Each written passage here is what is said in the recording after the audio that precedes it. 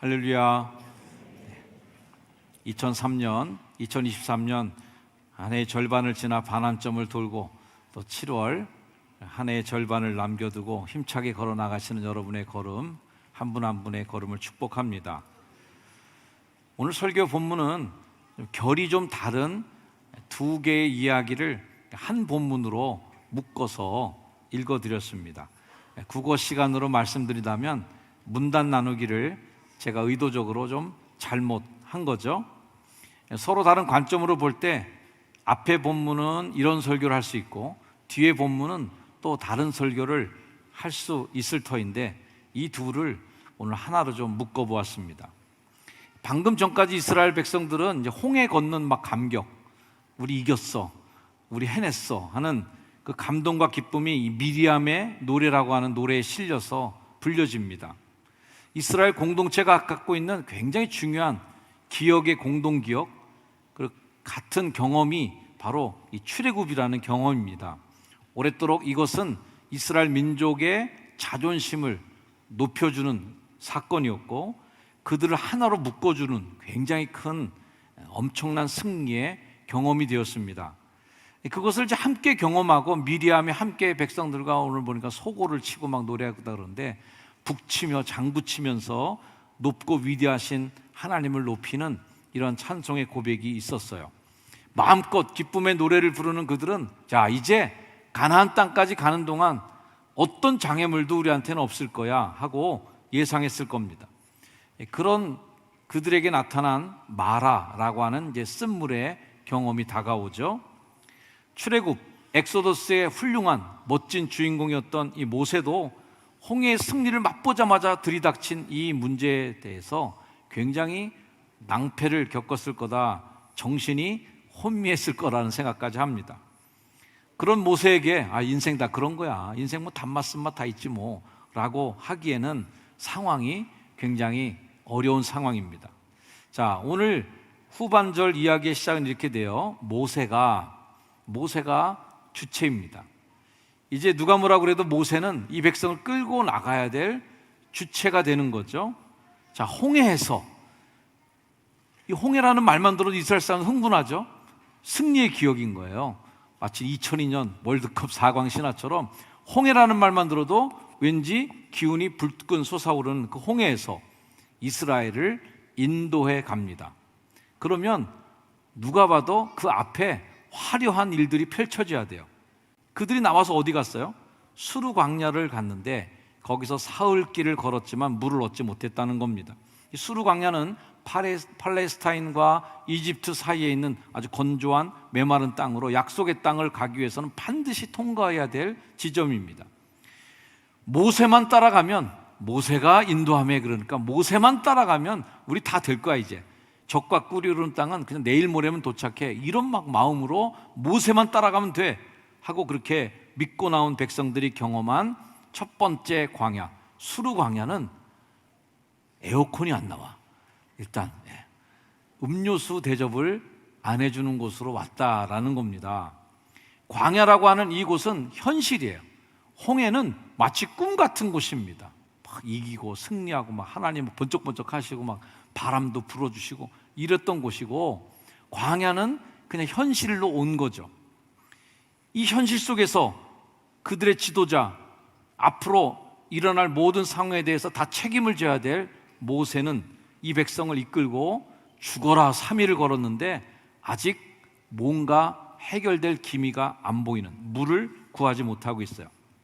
이 출애굽의 여정을 많은 이제 부흥 강사님들, 저도 어렸을 때 부흥에 참석하면서 들었는데 이 출애굽의 여정을 그냥 인생 여정과 똑같이 이렇게 수평선에 놓고 같이 이야기하는 설교를 많이 들었습니다. 뭐 이런 설교가 주로 이제 뭐 비유풀이 같이 되는 걸 수도 있고요, 알레고리적인 해석 설교라고도 볼 수 있는데, 출애굽은 뭐야? 악의 세계에서 탈출한 거예요. 과거에서부터 탈출해서 나온 거고요. 홍해는 뭐가 되겠어요? 세례 받는 거죠. 물을 통과했으니까 세례를 받는 것이고, 광야에서 겪는 이런저런 이런 일들은 다 하나님께서 우리를 연단하시고 훈련시켜서 훌륭한 하나님의 사람으로 만들어주는 과정으로 이렇게 다 대비가 됩니다. 가나안 땅에 들어가는 건 뭐겠어요? 천국 가는 거죠. 하늘나라 가는 것까지 우리 인생 여정이 딱 이렇게 맞춰져 있는 거예요. 그 중에 단맛도 있고 쓴맛도 있는 중에 마라의 쓴물도 나오는 거죠. 지리적으로 볼 때 이 홍해 그리고 수르광야까지의 거리는 한 50km 정도 되는 거리예요.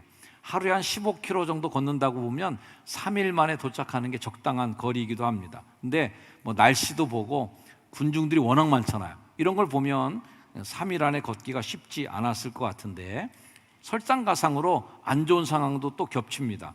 사흘길을 행했지만 물이 없다라는 게 바로 그들이 겪은 현실이었어요. 이 사흘이라고 하는 건 성경에 자주 나오는 장사된 지 사흘 만에 뭐 이런 표현들 많이 아시죠? 충분히 완숙된 시간, 그 사흘이라는 시간을 걸었는데도 물이 보이지 않는다는 겁니다. 우리 인생길도 그런 현상들을 자주 만나게 되죠. 여러분이 삶을 살아가는 동안에 얼마나 많은 수르광야길 또 마라의 물을 만나겠습니까? 그들이 걷는 중에 3일 만에 오아시스를 만났는데 물이 있지만 써서 못 먹는다는 거예요. 먼저 딱 녹색이 보였을 때는 막 환호도 나오고 함성도 박수도 나왔을 거예요. 근데 물은 써서 먹을 수가 없었습니다. 쓰다라는 건 그냥 맛이 쓰다는 그런 정도도 아니고 오염됐다, 더럽혀진 물, 이런 방식으로도 충분히 해석이 되는 표현입니다. 자, 여기까지 참으면서 왔는데 있던 물도 있는 물도 못 먹으니까 화는 더 나겠죠. 이 본문에 대해서 주석을 참조하다가 제가 재미있는 주석의 한 곳에서 좋은 아이디어가 되는 그런 글귀를 보았습니다. 민수기 5장에 이 쓴물이라는 기록이 나온다는 거예요. 민수기 나오는 이 쓴물은 어떤 용도로 쓰이냐면 거짓말을 판가름하는, 요즘식 얘기하면 이제 거짓말 탐지기로 이렇게 이용되는 것이 쓴물인데요. 과학적인 증명 능력이 부족한 그때에 이 쓴물이 진짜 가짜, 범죄냐 무죄냐를 구분해내는 좋은 어떤 시험지가 됐다는 얘기입니다. 자, 가령 이 민수기에 나오는 예화예요. 아내가 뭔가 잘못한 것 같아. 잘못한 것 같은데 남자도 의심하고, 그런데 본 사람도 없고 의심은 사라지지 않아요. 이 남자가 아내를 계속 의심하고 제사장에게 그 아내를 데리고 와서 고발합니다. 우리 아내가 뭔가 잘못을 저지른 것 같은데 이거 어떻게 좀 해주세요. 자, 그러면 이제 16절부터 나오죠. 제사장은 여인을 가까이 오게 하고 여호와 앞에, 그러니까 제단 앞에 딱 세워주는 거죠. 그리고 토기 그릇에다가 물을 담고, 거기다 뭘 담냐면 바닥에, 성전 바닥에 먼지들을 이렇게 긁어 모아갖고 그 티끌을 그 물에다가 집어넣는 거예요. 더러운 물, 오염된 물을 일부러 만드는 거죠. 여자는 뭐 머리를 풀게 하고 말이죠. 뭐 이렇게 합니다. 그리고 19절에 보니까, 자, 네가 남편 두고 탈선하여 다른 남자와 동침하여 더럽힌 일이 있으면 저주가 되게 하는 이 쓴물의 해독을 면하리라. 네가 무죄면 이 물 먹고 멀쩡할 거고, 만약에 너 잘못했으면 이 물 먹으면 엄청난 일이 생길 거야. 21절, 여호와께서 내 넓적다리가 마르고 내 배가 부어서, 이게 굉장히 큰 재앙이었나 봐요. 어떤 현상인지 모르지만 하여튼 다리는 빼짝 마르고 배는 볼록 나오게 되는, 이런 내 백성 중에서 저주거리, 맹세거리가 될 거다, 이렇게 하면 여인은 또 거기다 대고 아멘 아멘 이렇게 해야 된답니다. 자, 어쨌든 제사장이 여인에게 그 물로 테스트를 하는 거예요. 23절부터 쭉 나오는 내용을 다시 보면 이 말씀이에요. 제사장이 또 저주의 말을 막 거기다 뭐 험상궂은 말 다, 너 죽을 거야, 어떻게 망할 거야, 이런 거 다 쓴 다음에 두루마리에 글을 쓴 다음에 그 두루마리를 그 물에다 빨아요. 그럼 뭐 잉크, 뭐 먹물 다 그 퍼지겠죠. 또 그러니까 물이 오염되지만 그 무시무시한 그 말들이 다 이제 그 물에 녹아져 있는 거라 개념이 보는 거예요. 그래서 여인에게 그 저주가 되게 하는 무슨 물?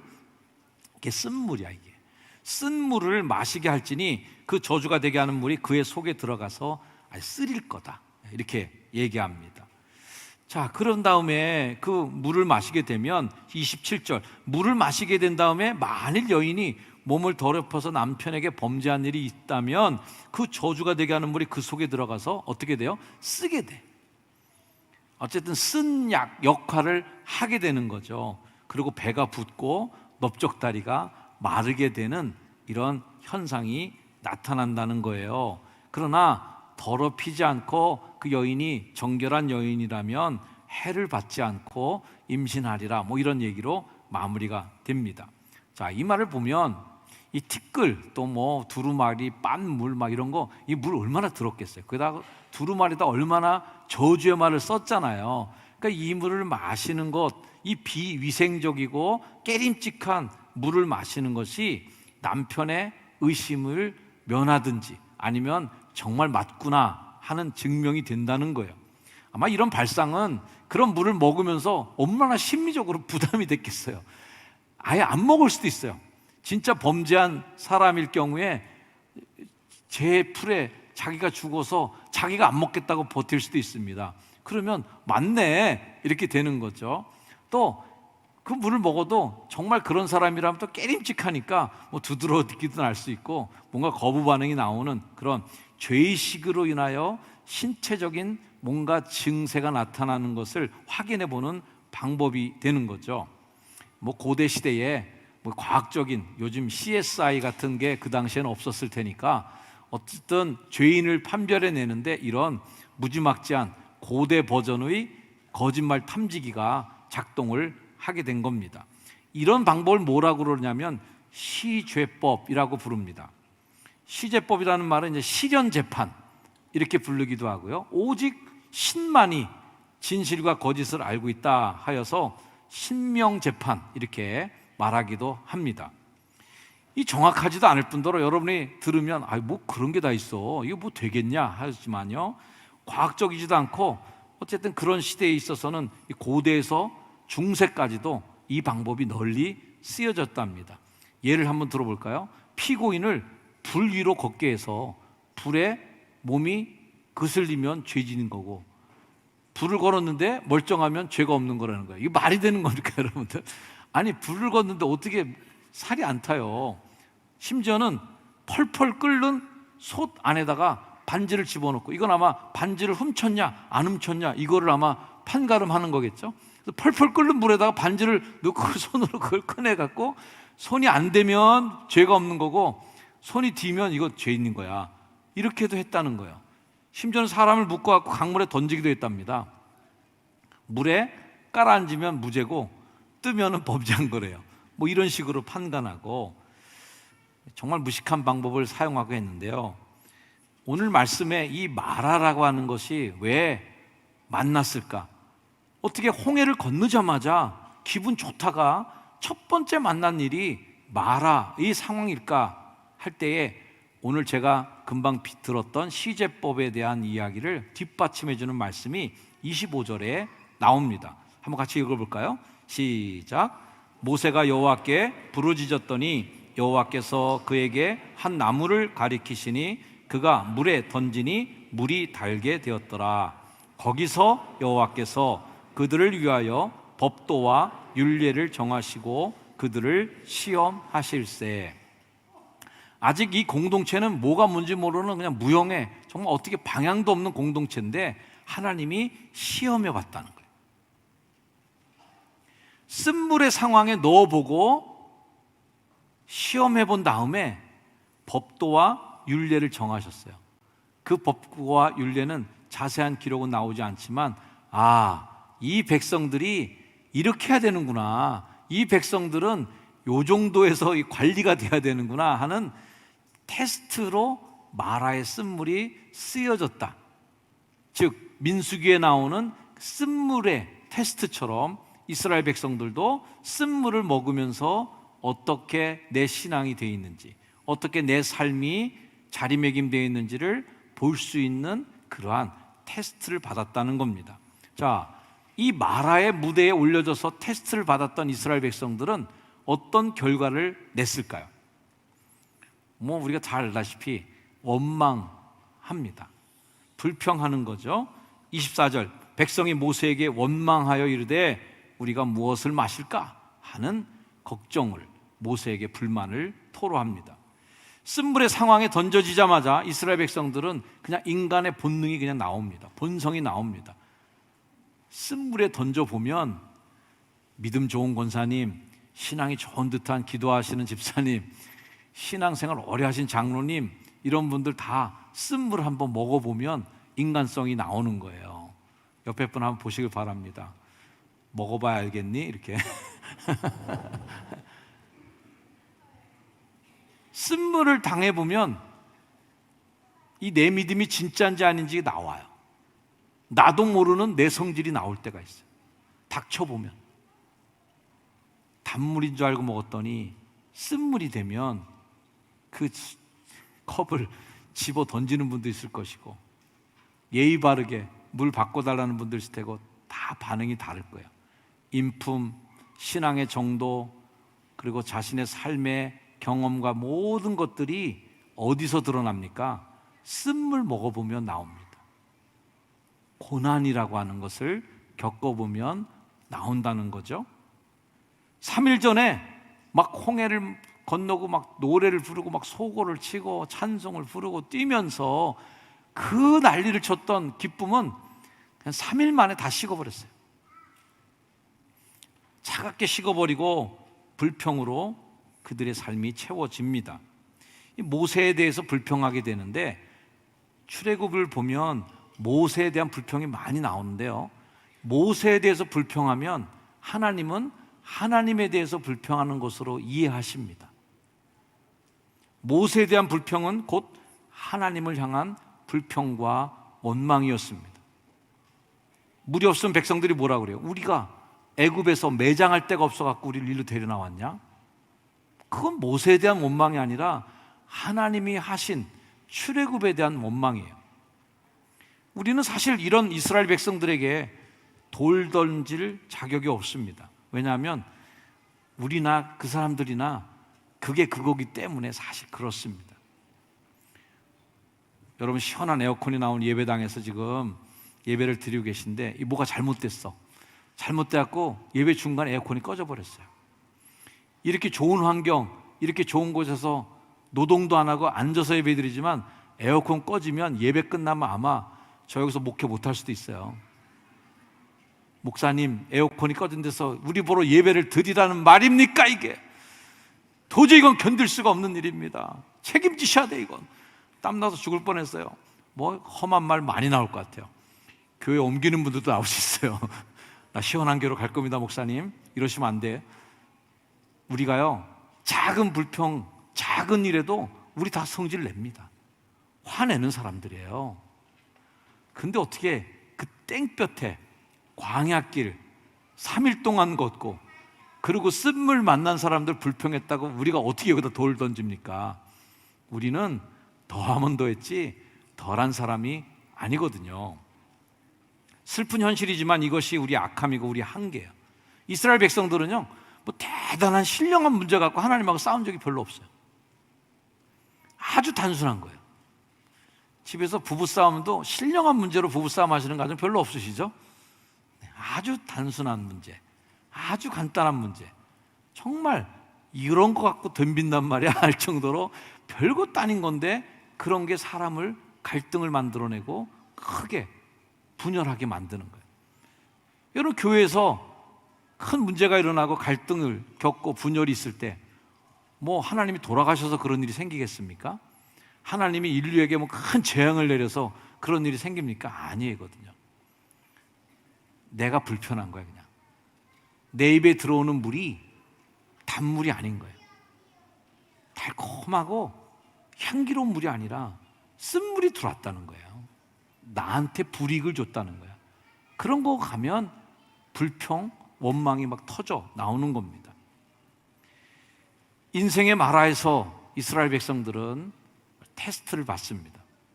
우리가 오늘 감사절을 보내고 있는데 이 감사주일은 청교도의 신앙을 지닌 미국 교회 영향을 많이 받은 것입니다. 청교도 영향을 받고 미국 교회 선교사님들이 한국 교회를 세웠는데 추수감사주일을 굉장히 성대하게 지키는 미국 교회 전통을 우리도 그대로 받아들였지만 그 원조는 역시 성경이죠. 성경은 이스라엘 백성들에게 3번 절기를 지키라고 합니다. 그 중에 맥추감사절이 있고요. 맥추절은 이스라엘 백성들이 가나안에 들어가서 고생해서 가나안 땅에 들어가서 첫 농사 짓고 추수한, 보리 추수한 것을 감사해서 드리는 절기가 맥추감사주일이고요. 장막절 뭐 이런 것들, 수장절 모든 것들은 대부분 농사나 광야 생활에서 경험에서 나온 경험들을 기억을 유지해주는 장치들이에요. 절기를 지키면서 여러분들 맥주감사주를 지키면서 우리가 다시 한번 상기하는 거예요. 인생의 쓴물을 지나고 계시는 여러분, 수루광야 한복판에 서 계신 여러분들이 오늘도 이 말씀을 들으면서 점검해 봐야 될 것은 마라의 쓴물의 테스트를 겪는 겁니다. 여러분들은 마라의 쓴물 테스트에서 어떤 분들은 테스트에 통과하는 분도 있을 것이고 마라의 쓴물 테스트에서 탈락도 하실 것입니다. 햇빛과 비를 주시고 적절한 일기를 주시고 우리를 6개월 동안 인도하신 에베네셀 하신 하나님께 감사의 마음이 있어서 오시는 분도 있을 것이고 매일의 인생과 삶 속에 하나님에 대한 원망, 불평들이 있는 분도 없지 않아 계실 겁니다. 지금은 이제 농사를 짓지 않아요. 농경사회를 지나서 산업화 사회, 그리고 우리나라는 최첨단 정보사회로 지금 살고 있습니다. 1년 동안 한 번도 손에 흙 안 묻히신 분들 여기에 거의 90% 이상 다 넘으실 거예요. 정신적으로는 물질, 세속주의가 더 팽배해졌기 때문에 여러 성공, 그리고 부자들에 대한 열등의식과 비교의식이 우리의 마음에 분노가 사로잡혀 있습니다. 요즘에 옷 못 입는 분은 없잖아요. 헐벗고 교회 오시는 분은 없지만 어떤 것에서 우리가 열등감과 또 차별의식을 느낍니까? 명품 옷에서 그런 차별을 느끼잖아요. 먹는 거 다 이제는 3끼 정도는 먹어요.